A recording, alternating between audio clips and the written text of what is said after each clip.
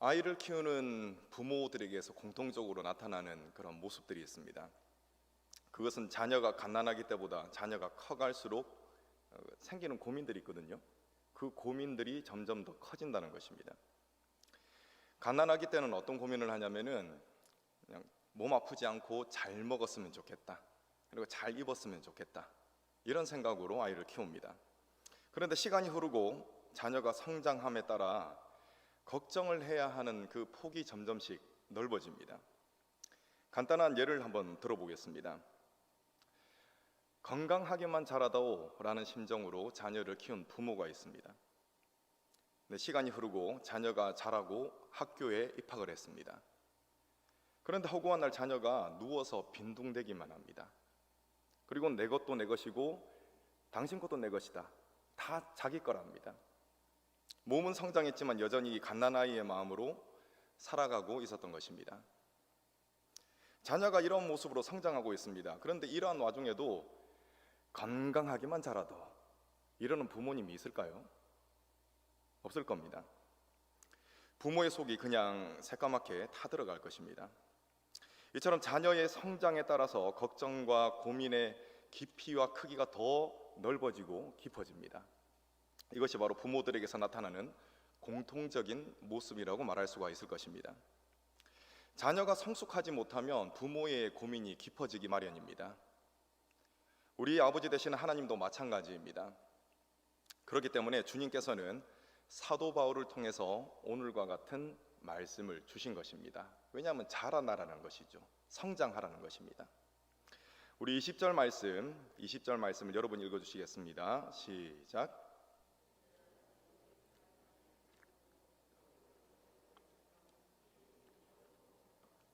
아멘. 지혜에는 아이가 되지 말라고 했습니다. 여러분, 이러한 말씀을 전하는 이유는 간단합니다. 안 되기 때문에 그렇습니다. 지혜에 있어서 어린아이와 같이 살고 있으니까 이 말씀을 전할 수밖에 없는 것입니다. 예수님을 영접해서 새롭게 태어났습니다. 아이가 태어나면 성장해야 되지 않습니까? 거듭난 사람도 성장해야 합니다. 그런데 성장은커녕 교만해서 서로 경쟁하고 다투니까 성령님이 근심하시는 것이죠. 성령님의 근심을 통감했던 그 바울이 고린도 교인들에게 권면한 것, 그것이 바로 우리가 함께 살펴보고 있는 고린도 서신입니다. 여러분, 어린아이는 자기중심적입니다. 그렇기 때문에 싸움을 잘합니다. 걸핏하면 싸웁니다. 자기중심적이기 때문에 그렇습니다. 고린도 교회에서 갈등과 다툼이 생긴 이유도 그들이 영적으로 어린아이와 같았기 때문에 그런 다툼과 갈등이 생겼던 것입니다. 자기중심적으로 하기 때문에 그렇습니다. 여러분, 오늘 바울은 지혜에 있어서 장성한 사람이 되라는 권면을 냈습니다. 오늘 말씀은 어떤 자가 영적으로 장성한 사람으로 성장할 수 있는가, 그것을 우리들에게 알려주고 있습니다. 지난 시간에 방언의 은사 그리고 예언의 은사에 대해서 함께 살펴보았습니다. 제가 지난 시간이죠. 얼핏 생각하면은 예언의 은사가 방언의 은사보다 더 탁월한 것 같다, 탁월한 것처럼 설명을 했다, 이런 느낌을 받을 수가 있습니다. 하지만 하나님이 주신 은사는 하등한 것이 없습니다. 열등한 은사가 없다는 것입니다. 모두 다 필요에 따라서 주시는 것입니다. 다만 고린도전서 14장 전반부 말씀에서 바울이 예언의 은사를 더 강조했던 이유는 있습니다. 그 이유는 방언의 은사를 잘못 사용했기 때문입니다. 그래서 문제가 생겼기 때문에 예언의 은사를 더 강조하는 듯한 말씀을 전했던 것이죠. 또 예언의 은사를 통해서 교회의 덕을 세울 수 있는데 이 은사를 사용하지 않는 겁니다. 그래서 바울은 예언의 은사를 좀 더 강조하는 듯한 말씀을 전했던 것입니다. 오늘 내용은 이것의 연장선입니다. 어떠한 자가 장성한 자로 성장할 수 있는가까지 오늘 말씀은 이어지고 있습니다. 오늘은 20절부터 우리가 살펴보겠습니다. 그런데 처음부터 뭔가 띵하고 부딪힙니다. 제가 말씀을 묵상할 때 여러 번 여기서 부딪혔거든요. 저만 그랬는지는 모르겠지만 말씀을 쭉 그냥 읽어 나가다 보면은 22절 말씀과 그 이후에 이어지는 말씀이 서로 부딪히는 것 같은 느낌을 받게 됩니다. 여러분 22절에서 뭐라고 했습니까? 방언은 믿는 자들을 위한 것이 아니라 믿지 않는 자들을 위한 것이다 라고 분명히 이야기했습니다. 자, 정리하겠습니다. 방언은 어떤 사람을 위한 것이라고 했습니까? 믿지 않는 자를 위한 것이라고 했습니다. 그리고 예언은 믿는 자들을 위한 것이라고 했습니다. 자, 여러분 우리 지금 잘 듣고 계시겠지만 또 좀 더 집중하기 위해서 한 번 더 반복합니다. 방언은 누구를 위한 것이라고 했습니까? 네, 믿지 않는 자들을 위한 것이라고 했습니다. 그런데 23절부터는 뭐라고 이야기합니까? 온 교회가 다 방언으로 말하면은 믿지 않는 자들이 교인들을 향해서 미쳤다 이렇게 말할 것이라고 했습니다. 띵 부딪히시죠? 분명 바로 앞절 말씀에서는 방언은 믿지 않는 자들을 위한 것이라고 했는데 곧바로 입장을 뒤엎어 버리는 듯한 내용이 이어집니다. 그러니까 읽는 사람 입장에서는 어리둥절할 수밖에 없는 것이죠. 좀 더 살펴보겠습니다. 24절과 25절을 보십시오. 믿지 않는 자들을 향해 예언을 하면은 그들이 성령의 책망을 받고 회개하여 주님을 믿는 일들이 일어난다 라고 했습니다. 자, 어째 갈수록 더 헷갈립니다. 22절에서는 분명 방언은 믿지 않는 자들을 위한 것, 그리고 예언이 믿는 자들을 위한 것이라고 했는데 곧바로 입장을 180도 바꿔가지고 방언은 믿지 않는 자들을 위한 것이 아니다, 예언이 믿지 않는 자들을 위한 것이다, 지금 그러고 있는 것입니다. 자, 이제 그냥 궁금증이 없었던 분들도 이제 궁금증이 생기시죠. 도대체 바울이 왜 이렇게 좀 헷갈리게 서신을 기록한 것인가 라는 궁금증이 생기실 것입니다. 여러분, 바울이 이 서신을 기록할 때 너무 피곤했던 나머지 정신이 혼미해서 이렇게 논리적인 오류를 만들었던 것일까요? 아닙니다. 이제 이 궁금증을 좀 풀어보겠습니다. 결론적으로 말씀을 드리자면은 믿지 않는 자들을 위한 방언, 이 방언은 표현이 좀 그렇지만 이 통역, 해석이 곁들여지지 않는 생방언이다. 통역이 없는 걸 저는 생방언이다 이렇게 표현을 하겠습니다.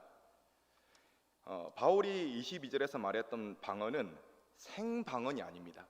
그것이 아니라 통역된 방언을 뜻하는 것입니다.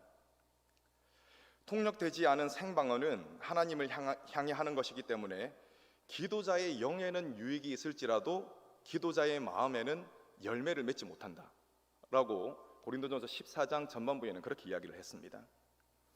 여러분, 정작 이 믿음이 있는 기도자의 마음에서조차 열매를 맺지 못한다고 했습니다. 뭐가 없으면요? 통역이 없으면 그렇다는 것입니다.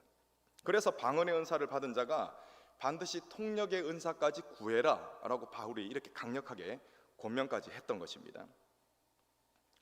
여러분, 이처럼 생방언은 믿음이 있는 자에게조차 마음의 열매를 못 맺습니다. 그러면 어떻게 불신자에게 유익을 주겠습니까? 그럴 수는 없다는 것입니다. 여러분, 이 생방언이 불신자들에게 어떤 반응을 유도했는지 우리가 잘 살펴볼 수 있는 사건이 있습니다. 여러분, 다가오는 주일이 무슨 주일입니까? 성령 강림절입니다. 오순절 성령 강림 사건을 통해서 방언에 대한 불신자들의 반응을 살펴볼 수가 있습니다. 성도들이 주님의 약속을 붙들었습니다. 성령을 기다리라, 약속하신 성령을 기다렸습니다. 그래서 이 성도들이 마가의 다락방에 모여서 기도에 전념했습니다. 그랬더니 주님의 약속이 이루어져서 이들이 성령 충만함을 받게 됩니다. 갑자기 하늘로부터 급하고 강한 바람 같은 소리가 났고 이 소리가 온 집안에 가득해졌습니다. 그리고 불의 혀처럼 갈라지는 것들이 각 사람의 머리 위에 임하게 되고 그들은 성령 충만함을 따라 성령의 말하게 하심을 따라 이야기를 했습니다. 이것이 무엇입니까? 그것이 방언인 것이죠. 이때 성경은 무엇이라고 기록하고 있냐면은 그곳에 소동이 일어났다. 뭐가 일어났습니까? 소동이 일어났다라고 기록하고 있습니다.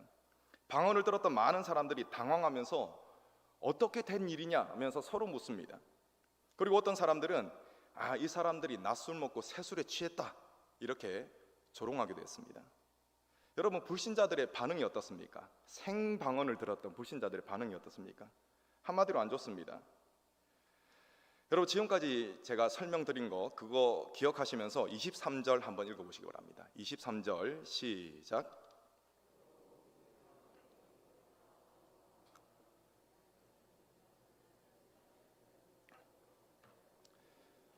않겠느냐. 여러분 어떻습니까? 딱 이런 반응을 보였습니다. 불신자들의 반응이 딱 이랬습니다. 그런데 이 반응으로만 끝나지는 않습니다. 좋게 되는 것이죠. 왜냐하면 사도 베드로가 그 뒤에 통역을 하기 때문에 그렇습니다. 이 통역 이후에 불신자들의 반응이 확 바뀝니다. 정말 극적으로 바뀝니다. 사도행전 2장 14절은 이렇게 시작됩니다. 베드로가 11 사도와 함께 서서 소리를 높여 이르되 라고 이렇게 시작됩니다. 여러분, 이는 베드로가 성도들이 했던 방언에 대한 통역을 큰 소리로 사람들에게 전했다는 것입니다. 베드로는 이렇게 이야기합니다. 여러분, 지금이 제3시입니다. 지금 우리나라 시간으로 바꿔보자면 아침 9시입니다. 여러분, 지금 아침 9시인데 우리가 술 취했을 리가 없지 않습니까? 이러면서 이야기를 합니다. 그러면서 요엘 선지자가 예언했던 말씀이 지금 우리에게 이루어진 것입니다 라고 사람들에게 이야기합니다.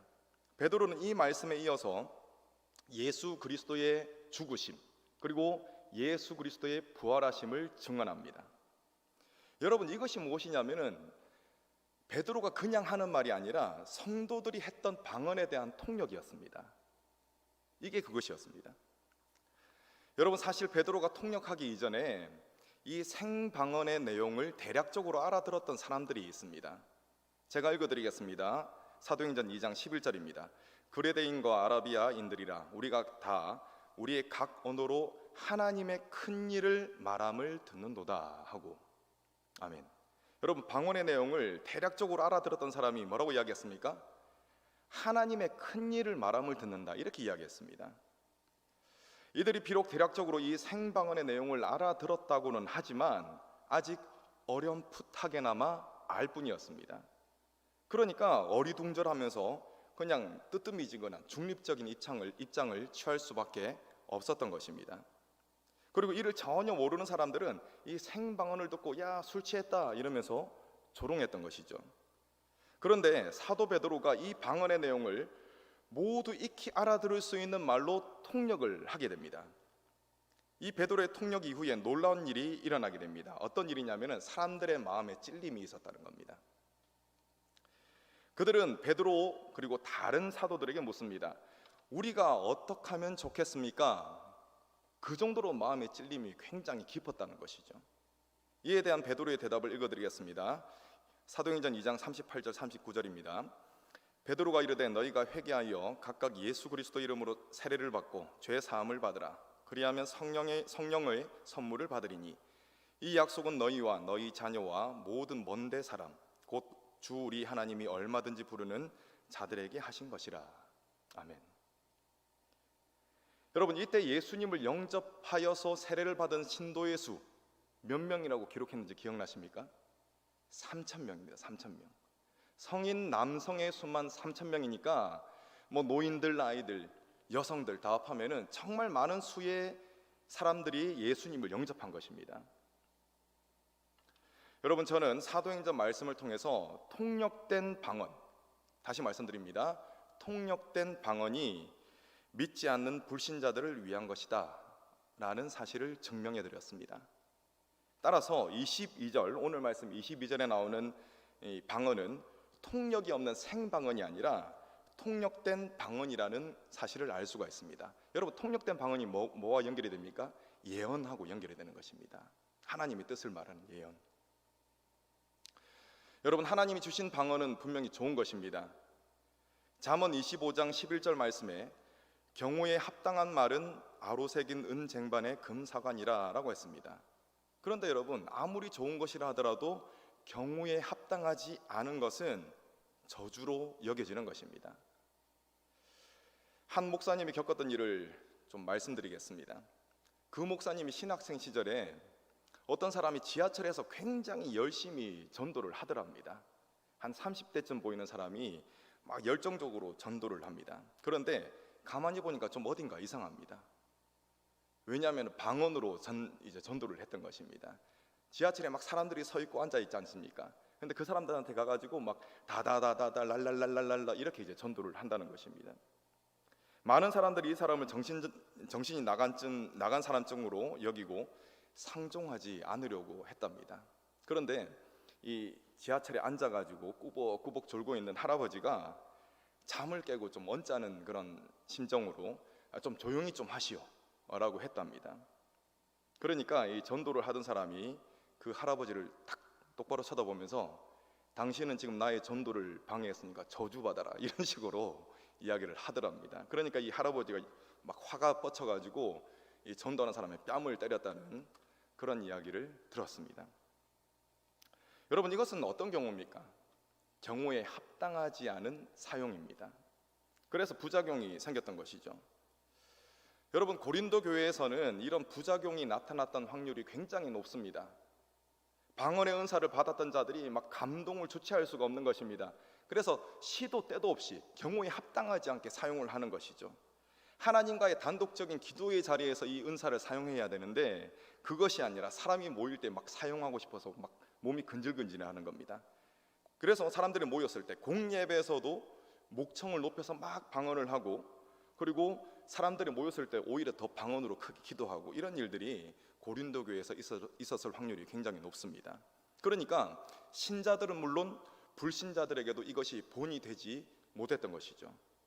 그래서 바울이 방언 통역과 예언을 지나치게 마치 강조를 했던 것입니다. 여러분, 바울은 통역과 예언을 강조하면서 질서를 상당히 강조하고 있습니다. 26절에서 40절까지가 질서에 대한 말씀입니다.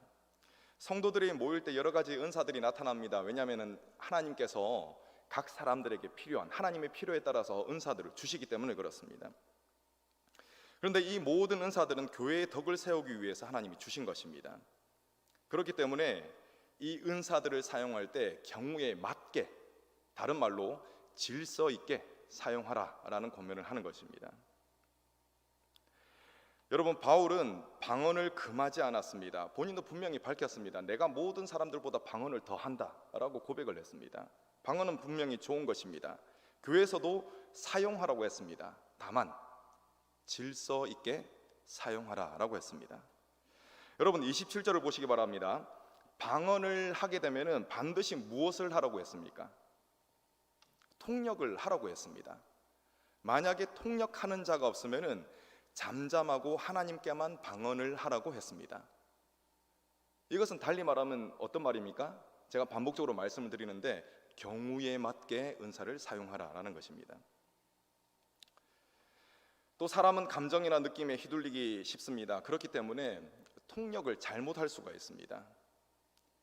그래서 29절과 같이 둘이나 혹은 셋이 예언을 하고 다른 이들이 분별하라라는 권면을 했던 것입니다.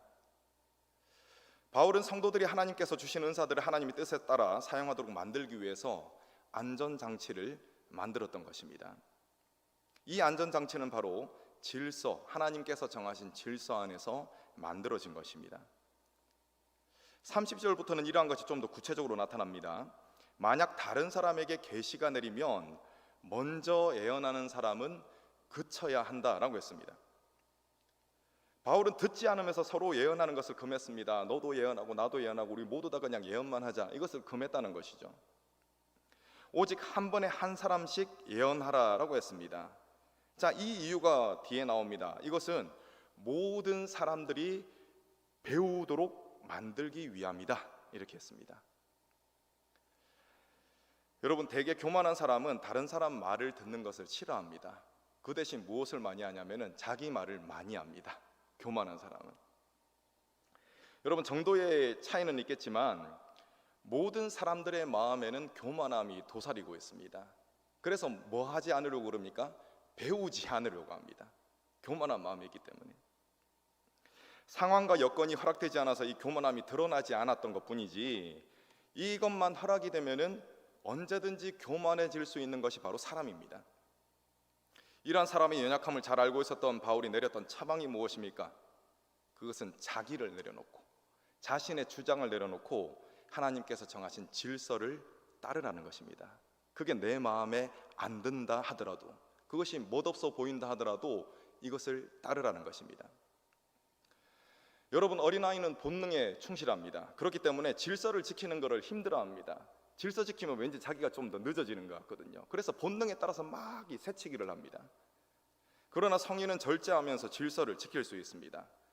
물론 마음이 성장하지 못한 어린아이 같은 이 어른 아이들은 질서를 지키지 못하겠죠. 하지만 성숙할수록 질서를 지키는 것은 당연한 이치입니다.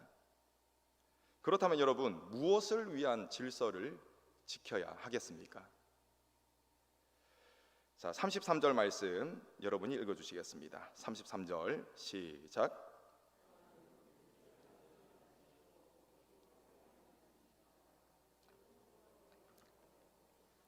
아멘. 여러분, 이 말씀은 어떤 자가 장성할 수 있냐, 장성한 자로 자라날 수 있느냐라는 오늘의 질문에 직접적인 답을 제공하고 있습니다. 우리가 믿고 따르는 하나님, 그 하나님이 질서의 하나님이십니다. 그렇기 때문에 하나님이 정하신 질서를 따라야 한다는 것이죠. 하나님이 정하신 질서를 따르는 사람이 어떤 사람입니까? 장성한 사람으로 성장한 사람입니다. 그리고 여러분, 이 질서는 33절에 분명히 기록된 바와 같이 화평을 위한 질서입니다. 사람들의 다양성을 그냥 억누르고 통일성을 만들기 위한 그런 질서가 아니라 화평을 위한 질서라고 분명히 밝히고 있습니다. 이런 화평을 위한 질서를 따르는 것은 자신을 낮추고 하나님이 정하신 사랑의 원칙을 따를 때 가능한 일인 것이죠. 그래서 바울이 그토록 사랑을 강조하는 것이죠. 사랑 안에서 행해지는 질서, 그것을 강조하고 있는 것입니다. 예수님 이야기를 잠시 해보겠습니다. 예수님께서는 40일을 금식하신 이후에 마귀로부터 시험을 당하셨습니다. 이 시험의 내용은 주로 자기 자신을 위한 것입니다. 자기 자신을 돋보이도록 만들기 위한 것입니다. 자신의 배를 불리고자 하는 육신의 정욕을 따르라. 높은 성전에서 뛰어내려도 멀쩡한 모습을 보임으로써 다른 이들의 이목을 집중받으라. 안목의 정욕을 따르라고 합니다. 그리고 세상의 것을 소유하고 자랑하고자 하는 이생의 자랑을 따르게끔 만들고자 하는 것이 바로 사탄의 시험이었습니다. 그렇지만 주님께서는 이 모든 시험을 단칼에 거절하셨습니다. 무엇으로 거절하셨습니까? 하나님의 말씀으로 거절하셨습니다. 주님은 오직 하나님의 일을 하고자 하여서 하나님께서 정하신 질서를 따르신 것입니다. 순간적으로 감정으로 뚝 올라오는 이런 감정을 따르신 것이 아니라 예수님께서는 처음부터 끝까지 오직 하나님의 질서, 하나님의 말씀, 그 말씀만을 따르셨던 것입니다. 여러분, 이러한 것이 가장 도드라지게 나타났던 장소가 바로 겟세마네 동산입니다. 하나님의 본체이시지만 완전하고 평범한 인간이신 예수님께도 여러분, 본능이라는 것이 있습니다. 편하고자 하는 본능, 안전하고자 하는 본능이 예수님께도 있었다는 것입니다. 그런데 예수님은 이러한 본능을 하나님께서 정하신 질서 앞에서 철저하게 내려놓으셨습니다. 이러한 자신을 내려놓음의 장소가 바로 기도의 장소이고 이 장소가 바로 겟세마네였던 것입니다. 이후 주님은 하나님께서 정하신 뜻에 따라 십자가에 달리셨고 하나님은 주님을 다시 살리셔 온 세상의 구주가 되도록 만들어 주셨습니다. 여러분, 하나님의 질서를 끝까지 따르신 예수님을 통해서 어떤 일이 일어났습니까? 에베소서 2장 14절에서는 이것을 아주 분명하게 증거하고 있습니다. 제가 읽어드리겠습니다. 그는 우리의 화평이신지라 둘로 하나를 만드사 원수된 것 곧 중간에 만든 담을 자기 육체로 허시고. 아멘. 여러분, 인류의 역사상 이루어질 수 없는 것이 있습니다. 그것이 바로 화평입니다. 또 이루어질 수 없는 것이 바로 하나됨입니다. 그런데 하나님의 질서를 철저히 따르신 예수님을 통해서 불가능했던 화평이 이루어졌습니다. 이 불가능했던 하나됨이 예수님을 통해서 가능해진 것입니다.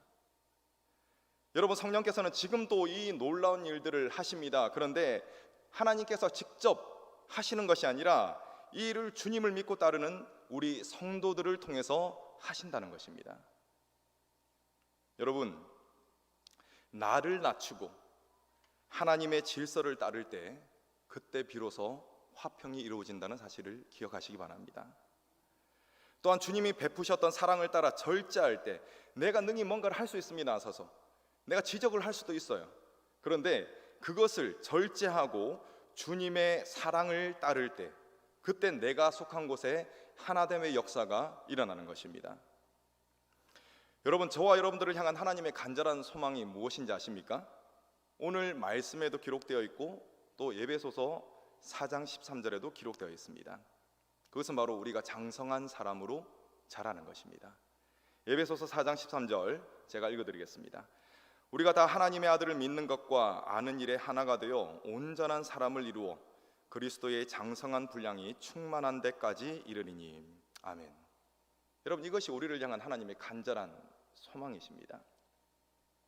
여러분, 예수님을 믿는 사람은 주님을 닮아가는 것이 당연합니다. 그것이 마땅합니다. 여러분, 신앙의 연륜 분명히 중요합니다. 예수님을 오래 믿은 것 중요합니다. 그런데 그것보다 더욱 중요한 것은 무엇이냐면은 내 신앙이 자라나는 것입니다. 예수님을 닮은 장성한 자들이 되시기를 바랍니다. 저와 여러분들이 장성한 자가 되어서 우리들의 삶의 흔적마다 하나님의 사랑과 화평의 질서가 나타나기를 간절히 소망합니다. 아멘. 기도하겠습니다.